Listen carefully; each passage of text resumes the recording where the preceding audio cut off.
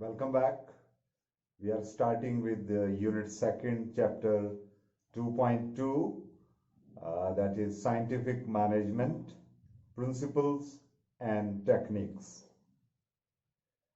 वैज्ञानिक प्रबंध, सिद्धांत एवं पद्धतियां. Scientific management attempts to eliminate wastes to ensure maximum production at minimum cost. वैज्ञानिक प्रबंध का प्रयास अपव्ययों को खत्म करके न्यूनतम लागत पर अधिकतम उत्पादन सुनिश्चित करने का रहता है. वैज्ञानिक प्रबंध की एक नवीन विचारधारा जिसके जन्मदाता Frederick Winslow Taylor, F.W. Taylor एक ऐसे व्यक्तित्व का नाम है जो थोड़े ही समय यानी 1878 से 1884 के एक छोटे से 6 साल के अरसे में एक साधारण श्रमिक से, एक साधारण वर्कर से मुख्य इंजीनियर के पद पर पहुंचे. 1878 में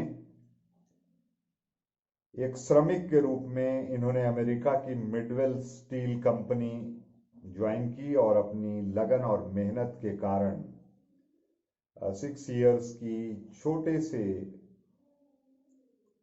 अवधि में यानी 1884 में इसी कंपनी में चीफ इंजीनियर के पद पर पहुंच गए.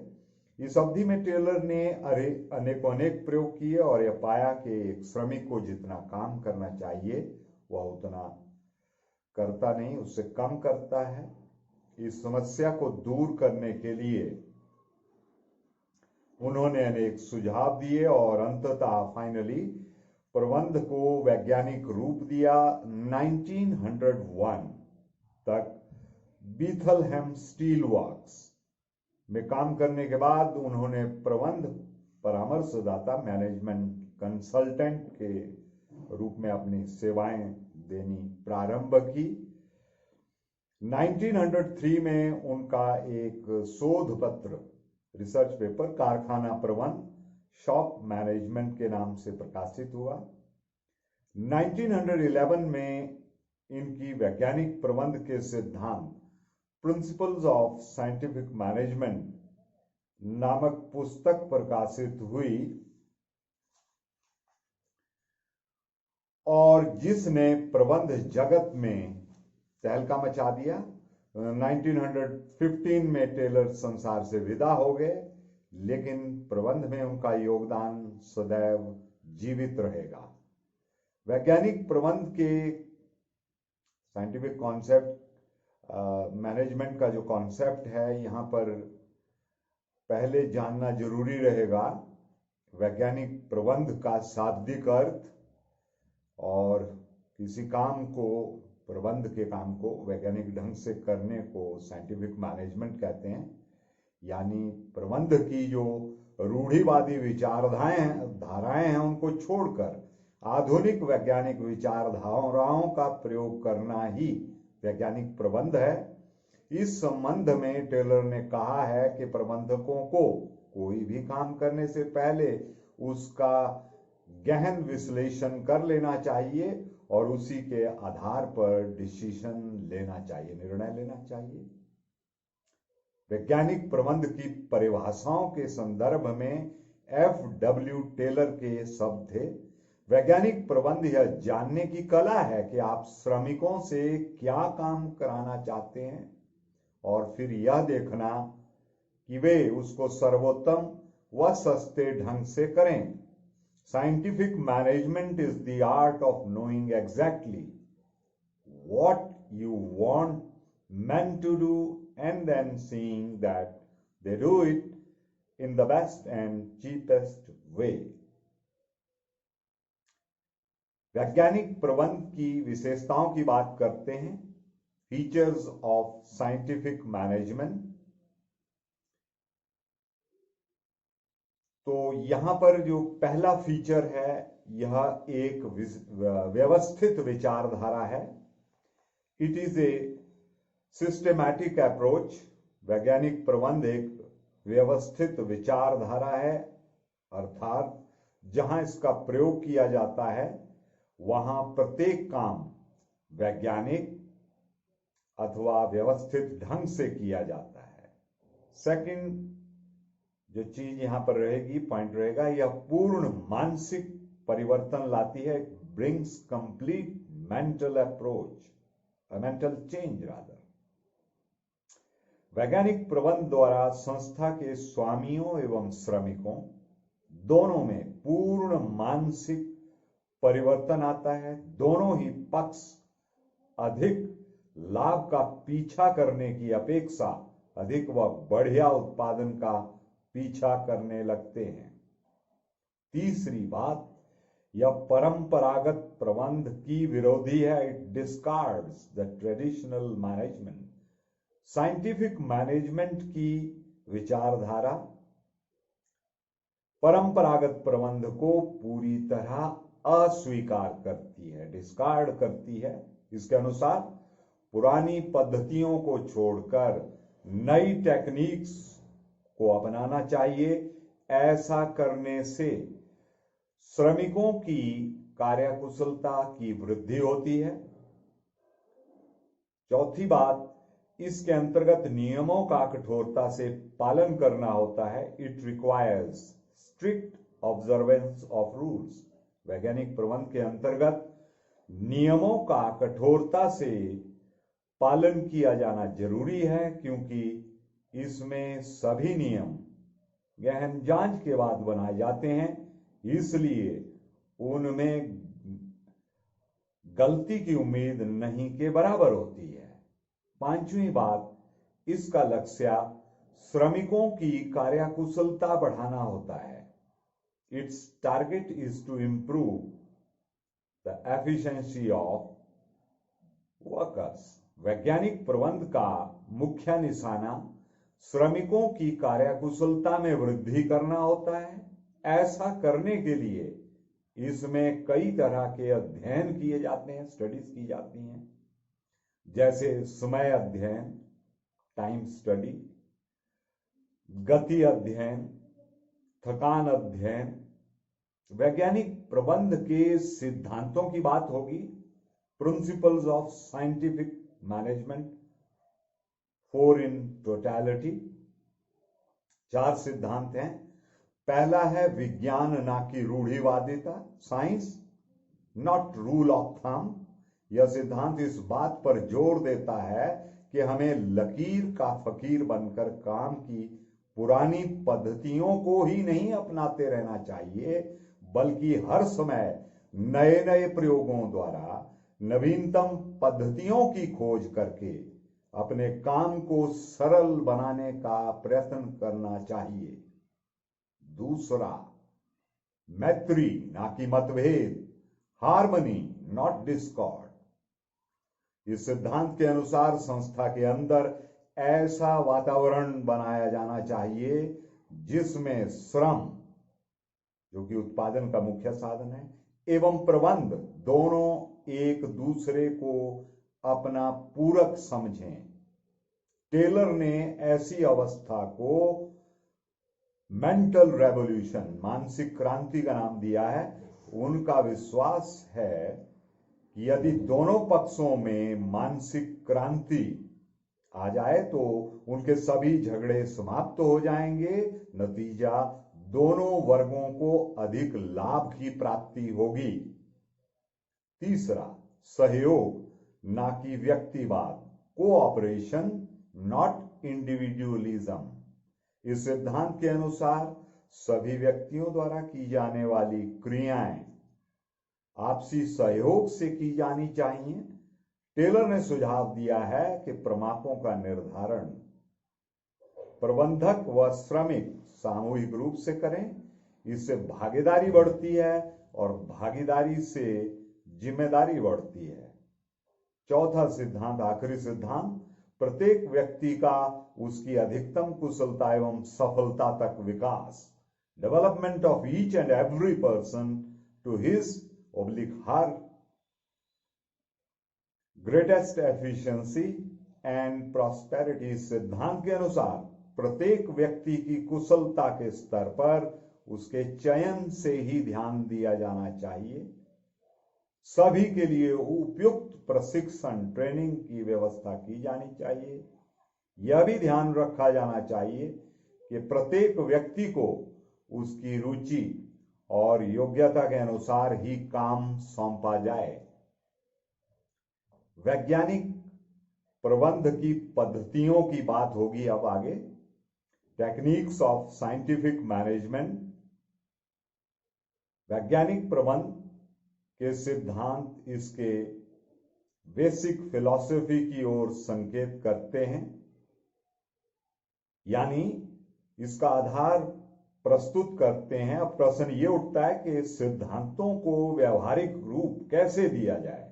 इनको व्यवहारिक रूप देने के लिए टेलर ने कुछ पद्धतियों का विकास किया है और इनमें पहली पद्धति है क्रियात्मक फोरमैनशिप, फंक्शनल फोरमैनशिप। इसके जन्मदाता F.W. टेलर, फ्रेडरिक टेलर ही हैं। यह पूरी तरह से विशिष्टीकरण के सिद्धांत पर आधारित है। इसके अंतर्गत विशेषज्ञों की योग्यता का पूरा लाभ उठाया जाता है। क्रियात्मक संगठन में कार्य को छोटे छोटे भागों में डिवाइड करके प्रत्येक काम एक स्पेशलाइज्ड आदमी को सौंप दिया जाता है। इस प्रकार विशिष्टीकरण के लाभ प्राप्त किए जाते हैं। इस बात को मैं आपको इस फ्लो डायग्राम के साथ समझाऊंगा। एक फ्लो डायग्राम, एक फ्लो चार्ट सा बना रखा है। टेलर ने कारखाना प्रबंधक के कार्य को दो पार्ट्स में बांट दिया। जो शॉप मैनेजमेंट है वहां पर शॉप मैनेजर और दो जो उसके पार्ट हैं। आइए अब उन दो पार्ट्स की चर्चा करते हैं इस फ्लो डायग्राम के जरिए। यहां पर एक प्लानिंग ऑफिसर और दूसरा प्रोडक्शन ऑफिसर, ये कारखाना प्रबंधक की बात हो रही है, और यहां पर नियोजन अधिकारी और उत्पादन अधिकारी, ये दो अलग अलग भाग हैं जहां से ये काम किया जाएगा। जो नियोजन अधिकारी है वहां पर सबसे पहले तैनात रहता है रूट क्लर्क। अब रूट क्लर्क का काम क्या रहता है, इसे कार्यमार्ग लिपिक भी कहते हैं। ये निश्चित करता है कि किसी विशेष काम को पूरा करने के लिए जो मार्ग है, रूट है, वो कौन सा होगा और वो उसको काम को अंतिम रूप देगा। और यहां पर यह भी निश्चित किया जाता है कि आज क्या करना है और कहां करना है। तो this man will do this job. Then we have instruction card clerk, संकेत कार्ड लिपिक। यह क्लर्क जो है वो श्रमिकों के लिए संकेत कार्ड तैयार करके उन्हें टोली नायकों को सौंप देता है। जो गैंग बॉस होते हैं उनको वो उस कार्ड को सौंप देगा। इन कार्डों में कार्य की जो प्रकृति है, नेचर है, वर्क का नेचर, कार्य को करने की विधि, प्रयोग होने वाली सामग्री और मशीनों के बारे में सूचनाएं दी जाती हैं। तीसरा है टाइम एंड कॉस्ट क्लर्क, समय व लागत लिपिक। यह निश्चित करता है कि एक विशेष कार्य कब प्रारंभ किया जाएगा और कब समाप्त होगा, कितना समय लगेगा उसको पूरा करने में। इसके साथ ही यह भी निश्चित कर दिया जाता है कि जो प्रोडक्ट निकलेंगे, जो चीजें प्रोडक्शन के बाद आएंगी हमारे पास, उनकी टोटल कॉस्ट क्या रहेगी।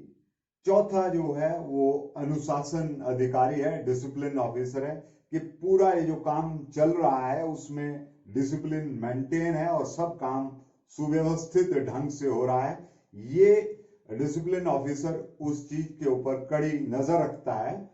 अब बात करते हैं उत्पादन विभाग के, जो प्रोडक्शन विभाग के अधिकारी हैं। उसके अंदर सबसे पहले गैंग बॉस, जिसे टोली नायक कहते हैं, नियंत्रण के उद्देश्य से श्रमिकों को अनेक ग्रुप्स में, टोलियों में बांट दिया जाता है। प्रत्येक टोली का एक नेता नियुक्त होता है और उसे टोली नायक कहते हैं, और मुख्य काम रहता है इसका ये सुनिश्चित करना कि श्रमिक और मशीनें दोनों उत्पादन करने की स्थिति में है और उनके प्रयोग में आने वाली आवश्यक सामग्री उनको उपलब्ध करवा दी गई है।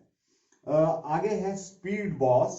ये गति नायक है और ये इस चीज पे नजर रखता है कि जो काम हो रहा है उसकी जो गति है वो सही है या नहीं, यानी जितनी प्रमापित गति है, जितनी स्पीड चाहिए उस गति से क्या स्टैंडर्डाइज तरीके से काम हो रहा है या नहीं हो रहा है, और सभी श्रमिक निर्धारित गति से अपना काम कर रहे हैं या नहीं। तीसरा है रिपेयर बॉस। ये मशीन और टूल्स को बिल्कुल काम के लिए एकदम अच्छी स्थिति में रखता है, सुनिश्चित करता है कि मशीनें और औजार जो हैं they are in perfect order. Then we have inspector. पूरी प्रक्रिया जो चल रही है, ये निरीक्षक जो है वो देखेगा कि जितनी चीजें तैयार हुई और उनकी क्वालिटी की जांच करेगा, और जो प्रमापित किस्म है जैसी आपको चाहिए बिल्कुल उससे मैच करके ये सुनिश्चित करेगा कि वो उसी हिसाब से तैयार हो रही हैं। और अगर अंतर है, कोई जैसे आपको चीज बनी हुई चीज चाहिए और जो आपका स्टैंडर्ड है उसके मुताबिक नहीं है, तो उसको ठीक करवाने का प्रयास करेगा। सुधारात्मक कार्यवाही जो है वो निरीक्षक इस इंस्पेक्टर के साथ जुड़ी हुई है। और आप सभी देख रहे हैं कि यहां से ये जो सारी जितनी भी, चाहे प्लानिंग की तरफ से हो चाहे प्रोडक्शन डिपार्टमेंट की तरफ से हो, सभी चीजें जो हैं अंततः उन वर्कर्स के साथ जाकर के जुड़ रही हैं, क्योंकि सारा काम जो है ये वर्कर्स के द्वारा ही संपन्न किया जाएगा। तो ये हुई बात कारखाना प्रबंधक, शॉप मैनेजर के बारे में। अब back to the same business. अब हम बात करेंगे आगे दूसरा जो हमारा स्टैंडर्डाइजेशन ऑफ वर्क है उसके बारे में। यहां पर बात हो रही है टेक्निक्स ऑफ साइंटिफिक मैनेजमेंट की। पहली टेक्निक फंक्शनल फोरमैनशिप, ये हमने डिस्कस की, जिसमें दो डिपार्टमेंट्स की बात भी हुई और दो चीजों के बारे में, प्लानिंग ऑफिसर और प्रोडक्शन ऑफिसर की बात हुई। अब हम बात करेंगे स्टैंडर्डाइजेशन ऑफ वर्क। इसका अभिप्राय विभिन्न व्यावसायिक क्रियाओं के लिए प्रमाप निर्धारण करने वाली प्रक्रिया से, और यूं कहें कि प्रमापीकरण का अभिप्राय, स्टैंडर्डाइजेशन का मतलब पूर्ण सोच विचार के बाद विभिन्न क्रियाओं के संबंध में स्टैंडर्ड निश्चित करने से है। जैसे एक श्रमिक के लिए एक दिन का काम प्रमापित कर दिया जाता है, यानी उस श्रमिक से यह अपेक्षा की जाती है कि वह प्रमापित कार्य को अवश्य करे। इसी प्रकार कच्चे माल, मशीनों एवं औजारों, विधियों, काम की दशाओं, ये सारी चीजों को भी स्टैंडर्डाइज कर दिया जाता है। ऑब्जेक्टिव्स क्या हैं स्टैंडर्डाइजेशन के? ऑब्जेक्टिव्स ऑफ स्टैंडर्डाइजेशन, स्टैंडर्डाइजेशन के जो मेजर ऑब्जेक्टिव्स हैं वो पहला रहेगा प्रोडक्ट्स को निश्चित प्रकार, आकार व विशेषताओं तक सीमित करना। सेकंड, एक जैसे प्रोडक्ट्स का उत्पादन करना ताकि उन्हें आसानी से एक दूसरे के स्थान पर प्रयोग में लाया जा सके। तीसरा, क्वालिटी प्रमाप सुनिश्चित करना, क्वालिटी बेहतरीन हो। और चौथा, लोगों व मशीनों को ये निष्पादन के प्रमाप निश्चित करना। ये कार्य के प्रमापीकरण की बात हुई। It refers to the process of setting standards for various business activities. Then the third technique of scientific management is सरलीकरण, सिंप्लीफिकेशन। इसका अभिप्राय उत्पादों के अनावश्यक प्रकारों, गुणवत्ता, आकार, वजन आदि को समाप्त करना है। It refers to put an end to unnecessary types, qualities, sizes, weights etcetera of products. इसको आसान शब्दों में कहते हैं उत्पादों को के जो अनावश्यक प्रकार होते हैं, उनके क्वालिटीज होती हैं, गुणवत्ता होती है, उनका आकार या वजन, साइज या वेट, उनको समाप्त करना है। जैसे लेट से एक कोई शू मेकिंग कंपनी है, वहां पर 0 नंबर का, आधे नंबर का, 1 नंबर का, 1.25 नंबर का, 1.5 का, इस तरह से साइज जो है वो इतना कॉम्प्लेक्स बना दिया गया है कि इस तरह से अगर आप शूज बनाने लगेंगे तो आपकी कंपनी जो है वो बिल्कुल डूबेगी एट एनी कॉस्ट। तो यहां पर आप सुनिश्चित करें कि साइज में इतनी ज्यादा आप कॉम्प्लेक्सिटी ना रखें। मसलन 1 नंबर का जूता है, 2 नंबर का है, 3 का है, बीच में 1.25, 1.5, 1.75, इस तरह की कॉम्प्लेक्स साइजेस में ना पड़े, और इसका कोई औचित्य भी नहीं है, there is no logic in it.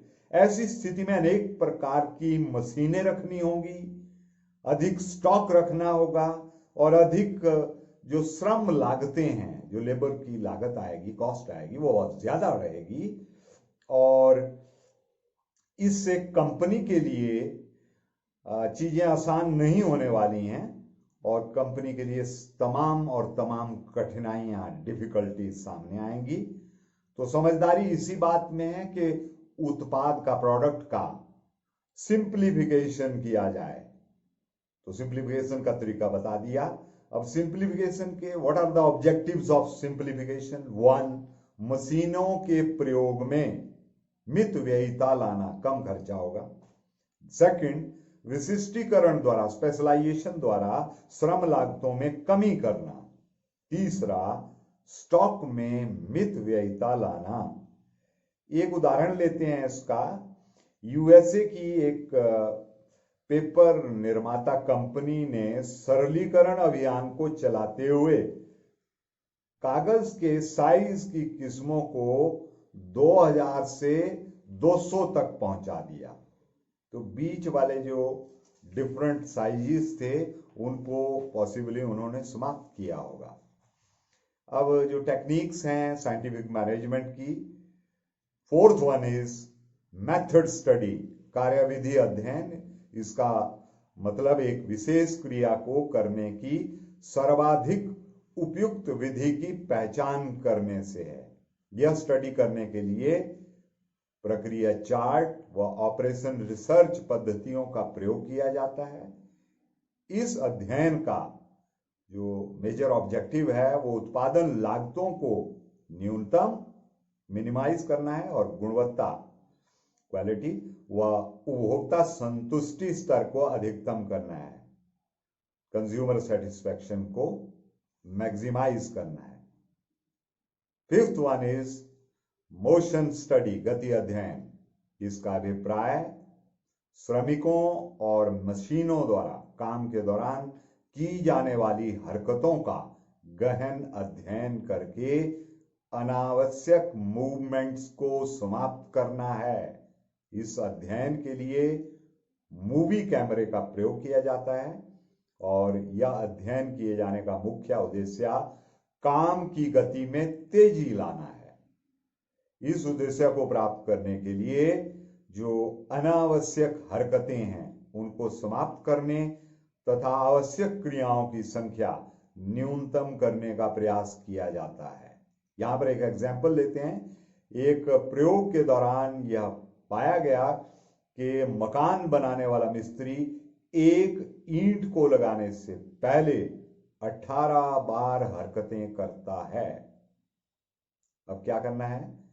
ये जो 18 अटेम्प्ट्स हैं उस आदमी की, उनको खत्म करके केवल 5 या कुछ दशाओं में केवल 2 तक सीमित करेंगे आप। तो जो अनावश्यक किस्म की अनवांटेड 18 वो एक्शंस कर रहा था, उनको मिनिमाइज करके 5 या हो सके तो 2 तक लाना है.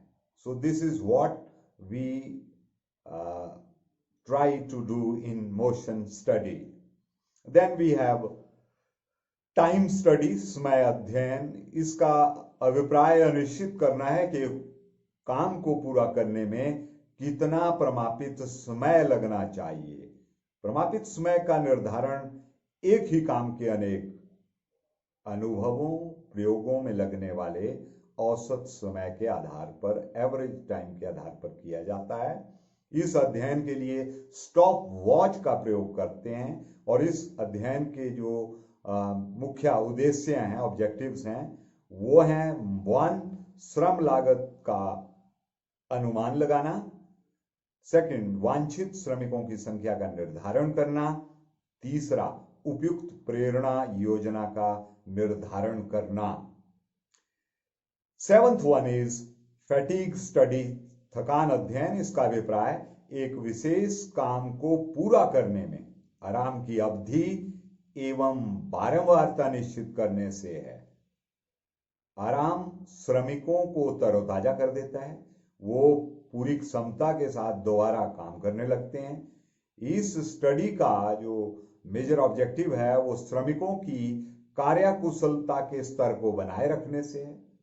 थकान के अनेक कारण हो सकते हैं, जैसे लॉन्ग वर्किंग आवर्स, जो काम करने की कंडीशंस हैं वो घटिया हैं, क्वालिटी अच्छी नहीं है, वहाँ पे काम करने की जो दशाएं हैं वो ठीक नहीं है. अनुपयुक्त काम है और बॉस के साथ खराब संबंध हैं. तो ये सब जो हैं ये भी फैटिग की ओर ले जाते हैं. 8वां जो टेक्निक है साइंटिफिक मैनेजमेंट में जिसकी बात की जाती है, डिफरेंशियल बेसिस सिस्टम और डिफरेंशियल पीस रेशो, विभेदात्मक मजदूरी पद्धति. यह वैज्ञानिक प्रबंध की उस पद्धति से है जो कुशल तथा अकुशल श्रमिकों के मध्य अंतर्भेद करती है. तो यहां पर टेलर ने जो श्रमिक थे उनको मोटिवेट करने के उद्देश्य से डिफरेंशियल वेज सिस्टम इसको अपनाने का परामर्श दिया. इस पद्धति के अंतर्गत मजदूरी समय के आधार पर ना देकर कार्य के आधार पर दी जाती है. इसमें मजदूरी की 2 दरों का प्रयोग किया जाता है. 2 रेट्स होंगे, एक ऊंची मजदूरी दर और दूसरी नीची मजदूरी दर. जो श्रमिक एक निश्चित समय में प्रमापित यूनिट्स का, जो स्टैंडर्डाइज्ड यूनिट्स हैं, उनका प्रोडक्शन करते हैं, उन्हें ऊंची दर से, और जो श्रमिक प्रमापित इकाइयों को उत्पादन नहीं कर पाते उन्हें नीची दर से मजदूरी का भुगतान किया जाता है. इसको एक सिंपल एग्जांपल से एक्सप्लेन करते हैं. एक दिन का जो स्टैंडर्डाइज वर्क है वो आपको 20 यूनिट्स तैयार करके देने हैं और इसके लिए जो दर है वो है ₹5 per unit and ₹4 per unit. Let us suppose एक श्रमिक ए 20 इकाइयों का उत्पादन कर देता है, प्रोडक्शन, और ₹100 उसको लेबर मिलेगी उसकी, और 20 श्रमिक जो है वो 18 यूनिट्स प्रोड्यूस करता है, तो उसको 18 into 4 यानी उसकी जो टोटल वेजेस बने वो 72 रुपीज ही बने उसके 100 के कंपैरिजन में. तो यहां पर आप देख रहे हैं कि आपने सिर्फ 2 यूनिट्स कम तैयार की, लेकिन आपको ₹28 का लॉस हो रहा है. तो यहां पर नतीजा ये हुआ कि कम कुशल मजदूर अधिक कम काम करने के लिए मोटिवेट होंगे और जो कुशल मजदूर हैं वो अपनी कुशलता को बनाए रखने का प्रयास करेंगे. जो 9th टेक्निक यूज की गई एडवोकेट की FW टेलर द्वारा, दैट वाज मानसिक क्रांति, मेंटल रेवोल्यूशन. इसका अभिप्राय प्रबंध वर्ग एवं श्रमिक वर्ग दोनों की मनस्थिति में परिवर्तन करने से है, ताकि वे एक दूसरे से प्रतियोगिता के स्थान पर सहयोग करें। What is mental revolution? It refers to the change in the attitude of management and workers towards one another from competition to cooperation. यहां पर मानसिक क्रांति का अभिप्राय स्वामी वर्ग और श्रमिक वर्ग की मनस्थिति में परिवर्तन करने से है। टेलर के अनुसार मानसिक क्रांति की स्वामियों को भी जरूरत है और श्रमिकों को भी, क्योंकि इससे सहयोग की भावना प्रबल होती है, जो कि दोनों ही पक्षों के लिए हितकारी है। आमतौर पर देखा जाता है कि स्वामियों और श्रमिकों में झगड़े का कारण लाभ का बंटवारा होता है। स्वामी चाहते हैं कि अधिक लाभ उनके पास रहे और श्रमिक चाहते हैं कि अधिक लाभ उन्हें मिलना चाहिए। यहीं से मानसिक क्रांति की आवश्यकता जन्म लेती है। टेलर का मानना है कि दोनों को लाभ के बंटवारे की अपेक्षा लाभ में इंक्रीज की बात सोचनी चाहिए। यही यदि ऐसा संभव हो जाए तो उत्पादन में वृद्धि होगी, प्रोडक्शन में वृद्धि होगी और जो प्रॉफिट है वो इतना अधिक होगा कि लाभ के बंटवारे की बात महत्वहीन हो जाएगी। तो टेलर और फेयोल ने जो योगदान दिया वैज्ञानिक प्रबंध साइंटिफिक मैनेजमेंट के क्षेत्र में, उसकी एक कंपैरेटिव स्टडी करते हैं क्विकली। लेट अस सी कि दोनों ने जो प्रबंध जगत में अपना योगदान दिया उसमें क्या सिमिलरिटीज हैं और क्या उसमें डिससिमिलरिटीज हैं। तो टेलर और फेयोल के विचारों में जो सिमिलरिटीज हैं वो हैं 1, प्रबंधकीय समस्याओं का समाधान, सॉल्यूशन ऑफ मैनेजरियल प्रॉब्लम्स। दोनों प्रबंध विशेषज्ञों ने, Taylor as well as Fayol ने, अपने अपने एक्सपीरियंसेस और अपने अपने एक्सपेरिमेंट्स के आधार पर प्रबंधकीय समस्याओं के समाधान प्रस्तुत किए हैं। दोनों द्वारा प्रस्तुत किए गए सॉल्यूशंस सिद्धांतों के रूप में मौजूद हैं, प्रिंसिपल्स के रूप में मौजूद हैं। सेकंड, व्यावहारिक पक्ष पर दोनों ने बल दिया है, stress on practical aspect. Taylor और फेयोल दोनों का वास्तविक कार्य से सीधा संबंध था। यही कारण है कि उन्होंने प्रत्येक कार्य के व्यावहारिक पक्ष पर बल दिया है, अर्थात जो सुधार संभव थे उन्होंने उन्हीं के संबंध में अपने सुझाव दिए हैं। उन्होंने ऐसा कोई भी सिद्धांत प्रस्तुत नहीं किया जिसको प्रैक्टिकेबिलिटी में ना लाया जा सके। तीसरी जो सिमिलैरिटी थी वो थी अच्छे औद्योगिक संबंधों पर बल, stress on good industrial relations. दोनों का यह मत है कि यदि स्वामी व श्रमिकों में अच्छे संबंध स्थापित हो जाएं तो ऑब्जेक्टिव्स को आसानी से प्राप्त किया जा सकता है। ये रही 3 सिमिलैरिटीज। अब बात करते हैं उनकी डिससिमिलैरिटीज के बारे में। Taylor and Fayol, reference perspective की बात होगी। टेलर उत्पादन क्रियाओं या कारखाना क्षेत्र से संबंधित बातचीत करते हैं और फेयोल उच्च स्तरीय प्रबंध से संबंधित बात करते हैं। यूनिटी ऑफ कमांड, आदेश की एकता के बारे में अगर बात की जाए तो टेलर आदेश की एकता का उल्लंघन होता है। श्रमिक एक ही समय पर 8 विशेषज्ञों के निरीक्षण में काम करते हैं और फेयोल आदेश की एकता को कहते हैं कि सख्ती से लागू किया जाता है। तो ये दोनों में एक बुनियादी फर्क है। अब बात करेंगे अगले पॉइंट के ऊपर, एप्लीकेबिलिटी के बारे में। ये विशेष परिस्थितियों में लागू होता है और इन केस ऑफ फेयोल सार्वभौमिक रूप से लागू होना। टेलर और फ्यूल के बीच में जो चौथी बात है, बेसिस ऑफ फॉर्मेशन, वैज्ञानिक ढंग से अवलोकन एवं प्रयोग द्वारा वैज्ञानिक प्रबंध के सिद्धांतों का प्रतिपादन किया, और फ्यूल के पक्ष में व्यक्तिगत अनुभवों का सार्वभौमिक सत्य के रूप में प्रस्तुत किया।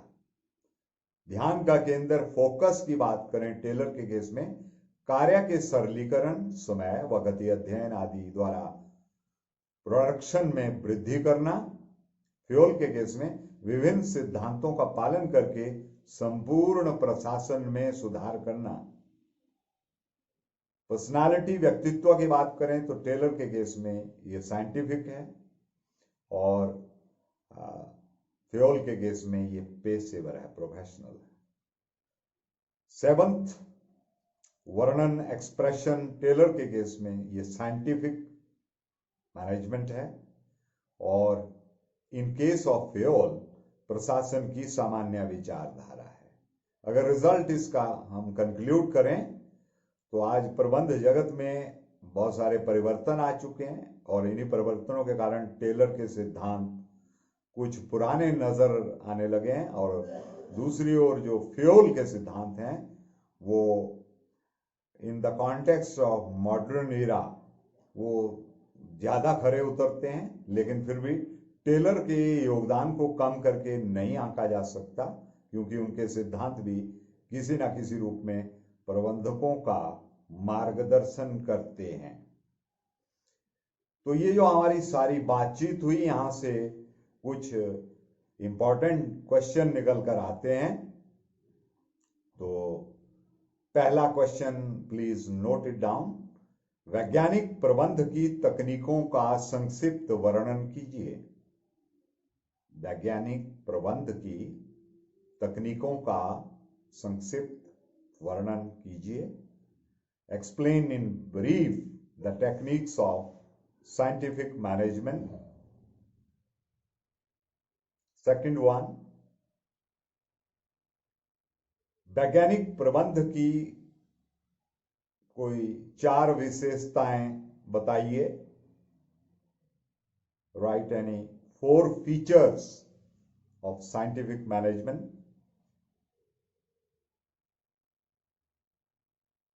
Third one, समय अध्ययन, गति अध्ययन एवं थकान अध्ययन को स्पष्ट कीजिए। Describe the time study, motion study and fatigue study.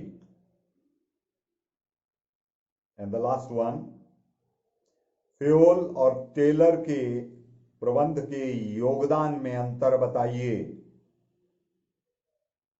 Explain the difference between fuel and Taylor's contribution towards management. So this was something about scientific management principles and techniques.